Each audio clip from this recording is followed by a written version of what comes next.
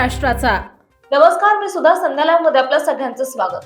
दौंड तालुक्यातील वरवंड हेक्टोरे तलावात ऐन पाऊस काळात जुलै महिन्यामध्ये पाण्याची पातळी खोलवर गेली असून तळ्यामध्ये सुमारे 15 दिवसाचा पाण्याचा साठा उपलब्ध असून अनेक गावातील जलयोजना बंद पडणार असल्याचं दिसून येत आहे। जुलै महिन्यामध्ये दौंड तालुक्यात पावसाने दडी मारल्यामुळे पाण्याचा दुष्काळ दिसून येत आहे।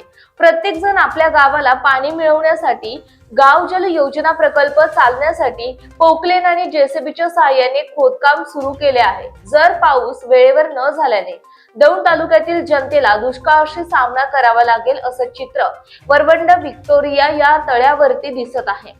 साहजिकच अनेक शेतकऱ्यांची पंपांची वीज खंडित करून दौंड तालुक्यातील गावातील जलयोजना पाणी पुरवठा सुरळीत चालण्यासाठी महाराष्ट्र शासन पाटबंधारे विभाग यांच्या वतीने तरतूद करण्याचं काम सुरू आहे। सर्व गावातील नागरिकांनी आणि कंपनी धारकांनी पाण्याचा जपून वापर करावा असे आवाहन शासन जलयोजना अधिकारी यांनी आवाहन केलंय।